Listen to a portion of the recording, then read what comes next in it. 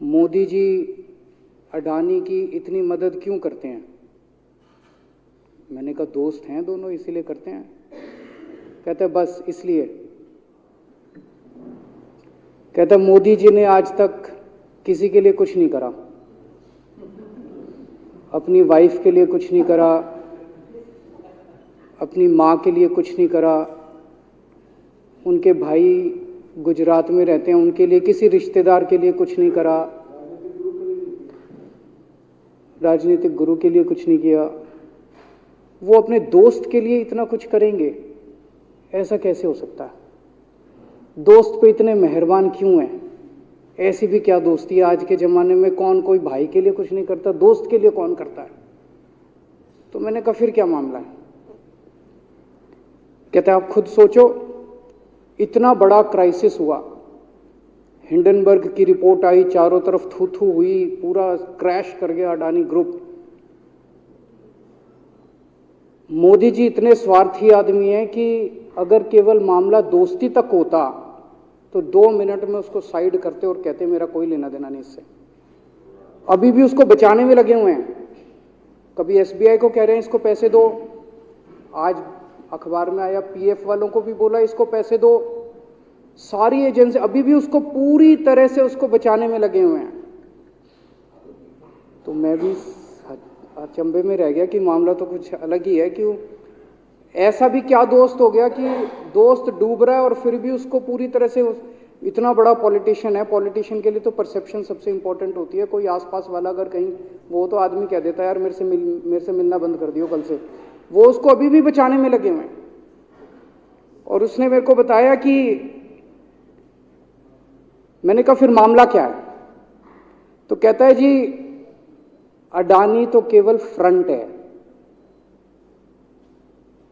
अडानी में सारा पैसा मोदी का लगा हुआ है। मैंने कहा ये कैसे हो सकता है? ये नहीं हो सकता। कहते हैं अडानी के अंदर सारा पैसा मोदी जी का लगा हुआ है, अडानी केवल फ्रंट है, अडानी तो केवल मोदी जी का पैसा मैनेज करता है, मैनेजर है।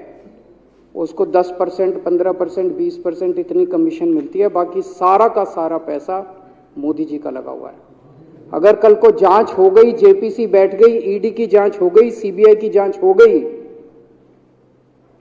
तो अडानी नहीं डूबेगा, मोदी जी डूबेंगे। जिस दिन अडानी डूबा उस दिन मोदी जी डूबेंगे। मैंने कहा यार उनको पैसे की क्या जरूरत है? प्रधानमंत्री जी को, मोदी जी को, उनके ना आगे कोई ना पीछे कोई, उनको क्या पैसे की जरूरत है?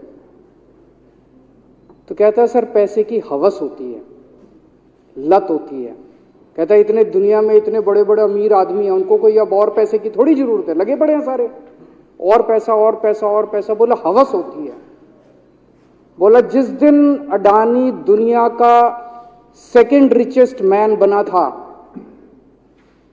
अडानी दुनिया का सेकंड रिचेस्ट मैन नहीं बना था, मोदी जी दुनिया के सेकंड रिचेस्ट मैन बने थे।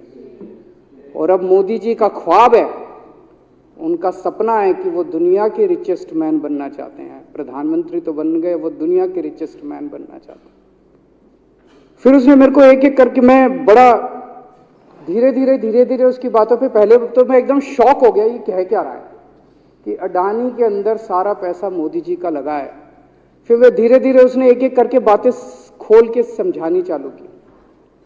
कहता है मोदी जी श्रीलंका गए, श्रीलंका के राष्ट्रपति राजापाक्सा हैं। राजापाक्सा को मोदी जी ने जबरदस्ती करके वहां का विंड प्रोजेक्ट अडानी को दिलाया। क्यों दिलाया?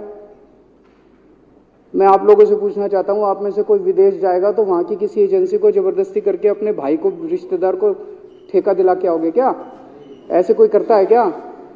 मोदी जी ने जबरदस्ती राजापाक्सा के ऊपर प्रेशर डाल के वहां का विंड प्रोजेक्ट अडानी को दिलाया। अडानी को नहीं दिलाया, खुद लिया वो प्रोजेक्ट। वो मोदी जी का प्रोजेक्ट है, वो अडानी का प्रोजेक्ट नहीं है। और ये बात कैसे निकली? वहां का जो बिजली बोर्ड है श्रीलंका का, जैसे अपने यहाँ स्टैंडिंग कमेटी है, असेंबली की, पार्लियामेंट की स्टैंडिंग कमेटी है, वैसे उनकी भी पार्लियामेंट की स्टैंडिंग कमेटी होती है। तो वहां पे पार्लियामेंट की, श्रीलंका की पार्लियामेंट की स्टैंडिंग कमेटी ने जब उनके बिजली बोर्ड के चेयरमैन को बुलाया और बोले तूने ये प्रोजेक्ट अडानी को क्यों दिया, तो उसने कहा जी राजापाक्सा साहब ने मेरे को बुलाया था, उन्होंने कहा मोदी जी मेरे पे बहुत प्रेशर डाल रहे हैं कि ये प्रोजेक्ट अडानी को दो।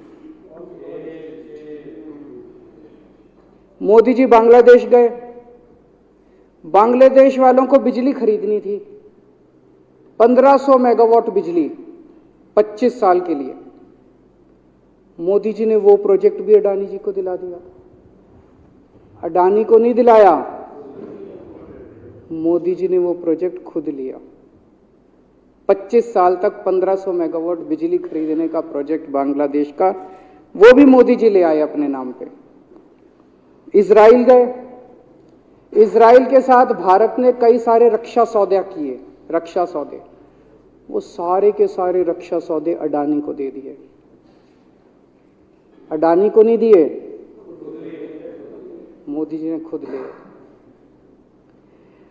अभी 2-3 साल पहले 6 एयरपोर्ट की नीलामी हुई प्राइवेटाइजेशन के लिए, सरकार ने उनकी नीलामी करी, भाई प्राइवेट प्लेयर आके लो। उसमें एक कंडीशन थी कि उसी को दिया जाएंगे ये एयरपोर्ट जिसने पहले एयरपोर्ट का काम कर रखा है। हर सरकारी ठेके में होती है, हम सड़क बनाते हैं, कहते हैं भाई सड़क, जिसको ठेकेदार को सड़क बनाने का एक्सपीरियंस है उसी को दिया जाएगा। हम बिल्डिंग बनाते हैं, हम कहते हैं भाई ये पानी के वाटर ट्रीटमेंट प्लांट लगाते हैं, हम कहते हैं भाई जिसने WTP वाटर ट्रीटमेंट प्लांट इतने लगा रखे हैं उसी को दिया जाएगा। हम सीवेज ट्रीटमेंट प्लांट बनाते हैं, हम कहते हैं जिसको 20 साल का एक्सपीरियंस है, 15 साल का है, उसी को। इसमें भी ये कंडीशन थी कि जिसने इतने साल तक एयरपोर्ट चलाने का काम कर रखा उसी को दिया जाएगा। अब अडानी ने तो कर नहीं, मोदी जी ने तो कर नहीं रखा था, अडानी ने तो कर नहीं रखा था, तो क्या करते, आखिरी मोमेंट पे वो कंडीशन हटा दी गई, बोले कोई एक्सपीरियंस की जरूरत नहीं है। 6 एयरपोर्ट नीलामी पे थे, 6 के 6 एयरपोर्ट अडानी को दे दिए, अडानी को नहीं दिए, मोदी जी ने वो खुद 6 के 6 एयरपोर्ट खुद अपने नाम कर लिए। आज 2021 नवंबर में एयरपोर्ट टेक ओवर किए, 2023 1.5 साल हुआ है, 1.5 साल के अंदर आज एयरपोर्ट का 30%, पूरे देश का एयरपोर्ट का जितना धंधा है, बिजनेस है, उसका 30% बिजनेस जो है वो मोदी जी के पास है। 30%, 1.5 साल के अंदर इतना बड़ा भारत देश, इतने एयरपोर्ट, 30% एयरपोर्ट का बिजनेस आज मोदी जी के पास है।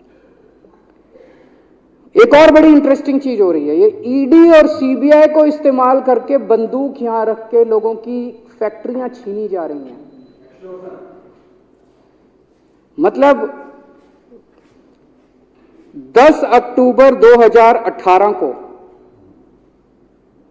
10 अक्टूबर 2018 को कृष्णापट्टनम पोर्ट के ऊपर इनकम टैक्स की रेड हुई और 6 अप्रैल 2020 को 1.5 साल बाद वो पूरा एयरपोर्ट अडानी ने खरीद लिया।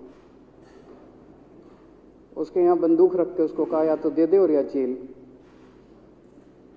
तो वो अडानी ने नहीं खरीदा, वो मोदी जी के पास चला गया कृष्णापट्टनम एयरपोर्ट। 10 दिसंबर 2020 को एसीसी और अंबुजा सीमेंट पे रेड हुई और 2 साल बाद 16 अक्टूबर 2022 को दोनों सीमेंट प्लांट मोदी जी के पास चले गए। 2020 जुलाई को मुंबई एयरपोर्ट का मालिक था जीवीके, उसके ऊपर सीबीआई और ईडी की रेड हुई, एफआईआर हुई और 1 महीने बाद मुंबई एयरपोर्ट जो है वो मोदी जी के पास चला गया, अडानी के पास चला गया। तो ईडी और सीबीआई पे रेड कराते हैं, उसको धमकाते हैं फैक्ट्री वाले को, कंपनी वाले को कि या तो जेल जा और या तेरी फैक्ट्री हमको दे दे। ये इधर तो सुनते थे हरियाणा की तरफ ये टुच्ची, इधर इसकी फैक्ट्री भी छीन ली, पंजाब में भी सुनते थे इसकी भी फैक्ट्री छीन ली, इसकी। पूरे देश के अंदर ये इतनी गुंडागर्दी मची पड़ी है कि ईडी की रेड करा देते हैं, सीबीआई की रेड करा देते हैं, यहां बंदूक रखते हैं और कहते हैं या तो फैक्ट्री दे दे और या जेल जा। ये क्या चल क्या रहा है इस देश के अंदर? इन्होंने अभी थोड़े दिन पहले ऑर्डर निकाला कि सारे जितने पावर प्लांट हैं जितनी राज्य सरकारें हैं, पंजाब सरकार की, हमारी जो सरकार है, उनके पास भी ऑर्डर आया, सारी सरकारों को जितना उनका कोयले की रिक्वायरमेंट है उसमें से 10% कोयला इंपोर्टेड इस्तेमाल करना पड़ेगा। और इंपोर्ट केवल मोदी जी करते थे, अडानी करता था।